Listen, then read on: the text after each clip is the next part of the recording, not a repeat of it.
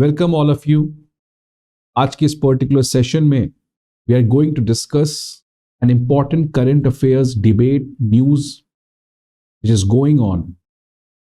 जो recently monsoon session of the parliament में सरकार ने एक बिल लाया है और उस बिल के माध्यम से चीफ इलेक्शन कमिश्नर और इलेक्शन कमिश्नर के अपॉइंटमेंट प्रोसेस को रेगुलेट करने के लिए लाया गया है।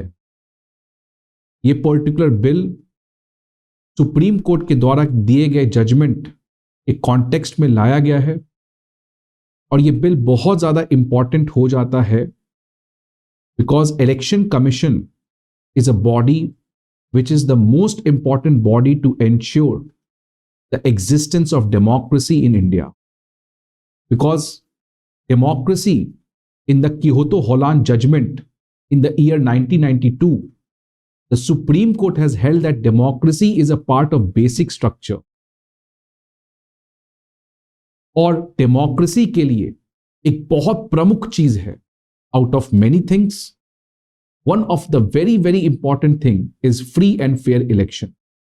तो सुप्रीम कोर्ट ने 1992 के उस जजमेंट में यह कहा था और क्योंकि यह बेसिक स्ट्रक्चर है इसीलिए डेमोक्रेसी का होना is the must for India और उस चीज के लिए एक इंडिपेंडेंट इलेक्शन कमीशन का होना is sine qua non for democracy to survive. तो इस पर्टिकुलर इशू को हम लोग एड्रेस करेंगे। इस बिल के जाने के पहले आपको कुछ चीजें समझना बहुत जरूरी है। इसमें सबसे पहला चीज समझना है कि अभी तक इलेक्शन कमीशन के मेंबर्स को अपॉइंट कैसे किया जाता है। इलेक्शन कमीशन एक संवैधानिक संस्था है, एक कॉन्स्टिट्यूशनल बॉडी है जिसके बारे में आर्टिकल 324 से लेकर आर्टिकल 329 के बीच में डिस्कशन किया गया है और आर्टिकल 324 में यह कहा गया है कि जितने भी मेंबर्स होंगे इलेक्शन कमीशन के उनका अपॉइंटमेंट प्रेसिडेंट के द्वारा किया जाएगा।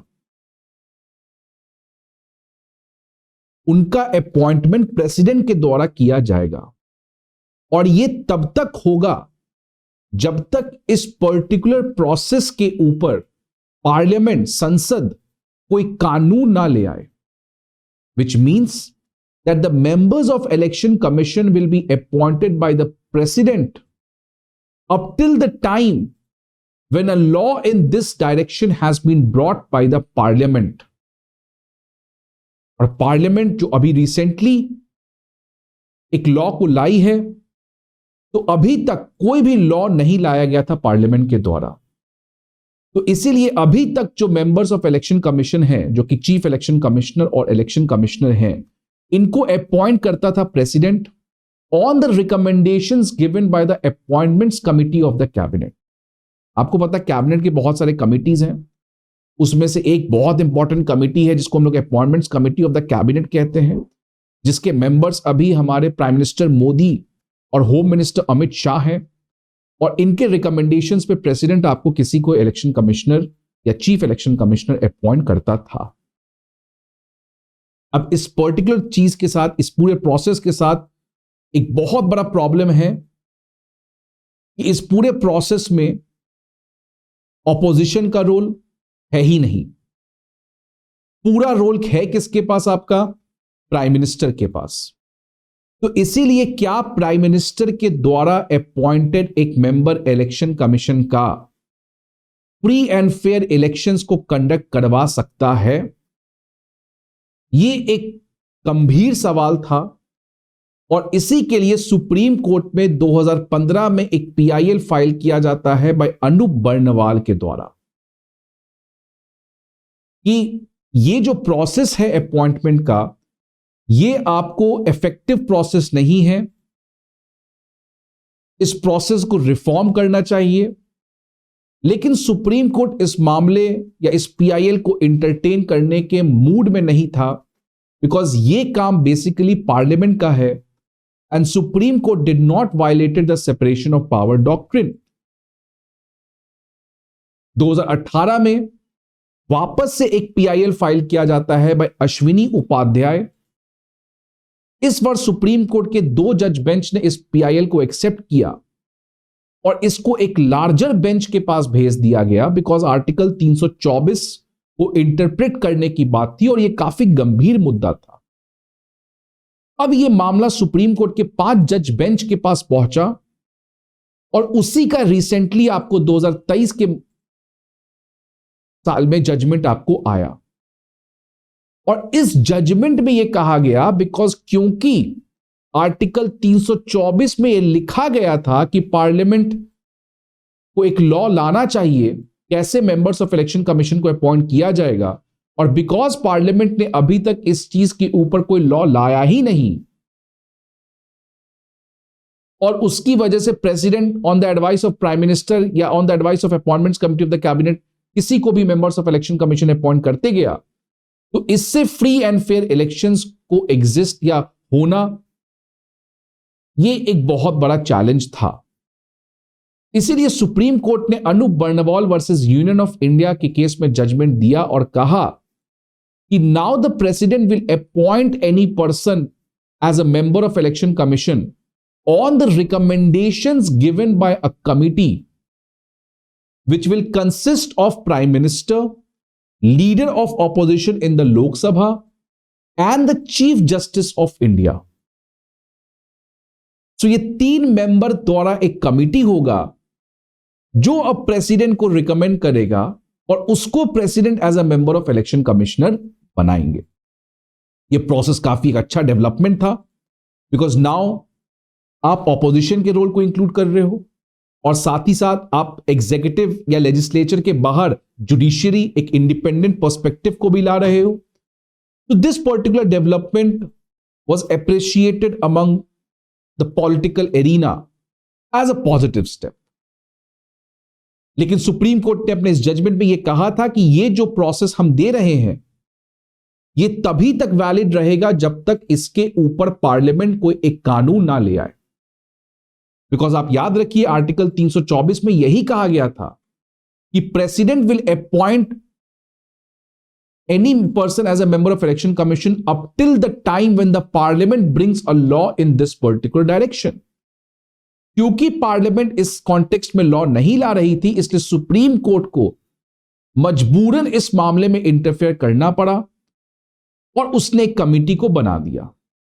लेकिन सुप्रीम कोर्ट को पता था कि आर्टिकल 324 में यह पावर पार्लियामेंट के पास है और सेपरेशन ऑफ पावर के तहत the law has to be brought by the legislature.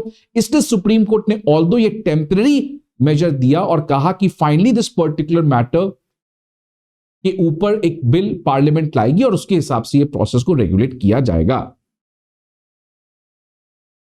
उसी कॉन्टेक्स्ट में पार्लियामेंट ने इस मॉनसून सेशन 2023 में बिल को इंट्रोड्यूस किया है। उस बिल में बहुत सारे प्रोविजंस हैं लेकिन एक सबसे प्रमुख प्रोविजन जो है उसमें यह कहा गया है कि president will appoint that person as a member of election commission on the recommendations given by the committee which consist of A prime minister, B leader of opposition in the Lok Sabha, C यहां पे difference है, C it is not the chief justice of India, rather इस particular bill में कहा गया है कि the third person will be a union cabinet minister appointed by the prime minister of India. So supreme court के द्वारा दिए गए कमिटी और इस बिल के द्वारा दिए गए कमिटी में एक प्रमुख डिफरेंस यह है कि वहां पे चीफ जस्टिस ऑफ इंडिया थे और यहां पे चीफ जस्टिस ऑफ इंडिया को हटाकर एक यूनियन कैबिनेट मिनिस्टर को लाया गया है।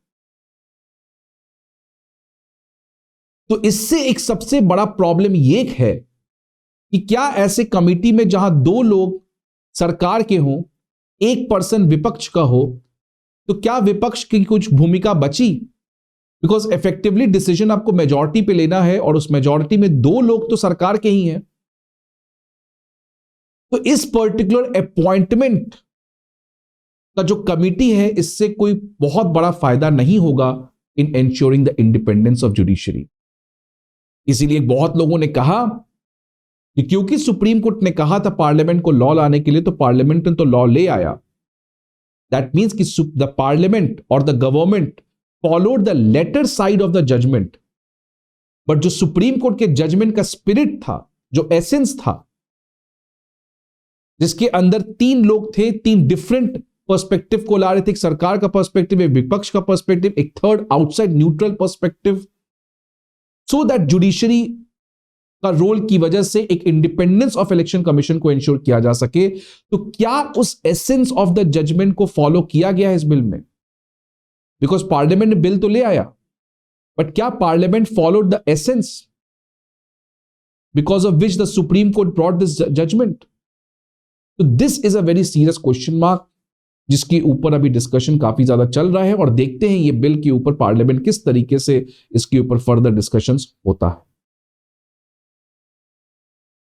तो ये एक इंपॉर्टेंट प्रोविजन है रिसेंटली जो सरकार ने बिल लाया है. और भी बहुत सारे प्रोविजन है. जैसे दूसरा प्रोविजन ये है कि इस कमिटी किन नामों के ऊपर चर्चा करेगी, वो नाम डिसाइड करेगा एक सर्च कमिटी. तो एक सर्च कमिटी होगा, ये कुछ लोगों को शॉर्टलिस्ट करेगा, and then after shortlisting it will send this particular name to that committee which consist of PM, LOP and a union cabinet minister. So this search committee will be headed by the cabinet secretary of India. Third, ये कहा गया इस particular judgement में कि salary के बारे में. तो पहले जो सैलरी था चीफ इलेक्शन कमिश्नर का, उसका सैलरी था वाज इक्विवेलेंट टू द जज of a supreme court. But अब उसका सैलरी कह दिया गया है कि उसका सैलरी जो है that is equivalent to the cabinet secretary of India. अब देखिएगा इस पॉइंट में अगेन एक प्रॉब्लम है कि दोनों का सैलरी सेम है. चाहे चीफ जज ऑफ सुप्रीम कोर्ट का देख लें आप, या चाहे आप कैबिनेट सेक्रेटरी का देख लें, सैलरी है सेम. तो जब सैलरी सेम है तो आपने ये नोमेनक्लेचर क्यों चेंज कर दिया? क्यों आपने ये जज ऑफ द सुप्रीम कोर्ट को हटाकर आपने कैबिनेट सेक्रेटरी कह दिया? क्या आप इस तरीके से, इस बदलाव से आप इलेक्शन कमीशन के स्टेटस को, आप इलेक्शन कमीशन के पोजीशन को डिमीन करना चाह रहे हो, कम करना चाह रहे हो? बिकॉज अगर आप कह रहे हो कि इलेक्शन कमीशन के मेंबर का सैलरी जज ऑफ सुप्रीम कोर्ट से होगा, दैट मींस एक इससे सिंबॉलिकली क्या लगता है कि सुप्रीम कोर्ट के जज का स्टेटस और एक इलेक्शन कमिश्नर के स्टेटस दोनों इक्विवेलेंट है. तो सरकार सिंबॉलिकली ये जो मैसेज है, या ये जो आपका इंटरप्रिटेशन है about the equivalency of a जज of a supreme court and a member of election commission, उसको हटाना चाह रही है और ये कहना चाह रही है कि आप जज के बराबर नहीं हो, इसलिए आपका सैलरी तो सेम रहेगा, but now your salary will be equal to the cabinet secretary. तो इससे एक तरीके से सिंबॉलिक वे में सरकार अटैक करना चाह रही है इलेक्शन कमीशन के ऊपर, as per the allegations levelled by the opposition. Next ये कहा गया है कि आपको पता है कि टेन्योर जो है चीफ इलेक्शन कमिश्नर का या इलेक्शन कमिश्नर का, इट इज मैक्सिमम 6 years और maximum upper age limit of 65 years, whichever is earlier. या तो वो 6 साल रहेगा या तो वो 65 years रहेगा, दोनों में जो आपको अर्लियर है उसका एज 65 years रहेगा. अब ये कहा गया है कि अगर मान लो कोई पर्सन अपॉइंट होता है एज अ इलेक्शन कमिश्नर, और मान लो वो इलेक्शन कमिश्नर 3 साल रहता है, and now he has been promoted to chief election commissioner, तो वो चीफ इलेक्शन कमिश्नर कितने साल के लिए रह सकता है? तो इसमें बिल में यह चीज कहा गया है कि क्योंकि वो इलेक्शन कमिश्नर ऑलरेडी 3 साल रह चुका था, तो अब वो चीफ इलेक्शन कमिश्नर 3 साल के लिए ही रहेगा, बिकॉज मैक्सिमम टर्म कितना है? 6 साल. तो इसका यह मतलब ये नहीं है कि इलेक्शन कमिश्नर वो 6 साल रह सकता है और चीफ इलेक्शन कमिश्नर भी वो 6 साल रह सकता है. नहीं, ओवरऑल एक मेंबर का इलेक्शन कमीशन के अंदर मेंबर रहना ये मैक्सिमम 6 years तक ही पॉसिबल है. तो ये भी एक आपको जजमेंट का पार्ट. तो ये कुछ अदर माइन्यूट डिटेल्स हैं, बट प्रमुख इस पर्टिकुलर अपॉइंटमेंट का जो सबसे प्रमुख इस पॉइंट है इस बिल का कि अपॉइंटमेंट प्रोसेस में क्या चीफ जस्टिस ऑफ इंडिया को हटाकर यूनियन कैबिनेट मिनिस्टर को लाना, ये एक step in the right direction है, या it is a slide downward towards a rigged electoral politics in India.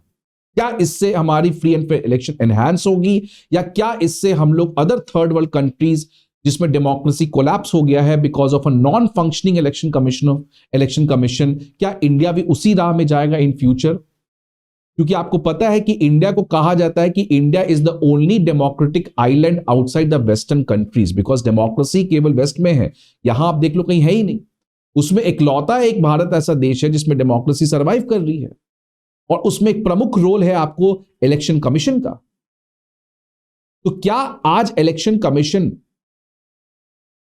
को इंडिपेंडेंस करने के लिए जो बिल लाया गया है, ये उसको एनहांस करेगा या इसको वो खत्म करेगा? ये आने वाले समय में देखना पड़ेगा। तो अगर इसको समराइज किया जाए ये सही है या गलत है, तो इसमें एक बात सही चीज है सरकार के द्वारा कि एटलीस्ट चलो एक कमिटी तो बनाया गया। पहले डायरेक्टली पीएम करते थे, अब एटलीस्ट 3 लोगों कमिटी है।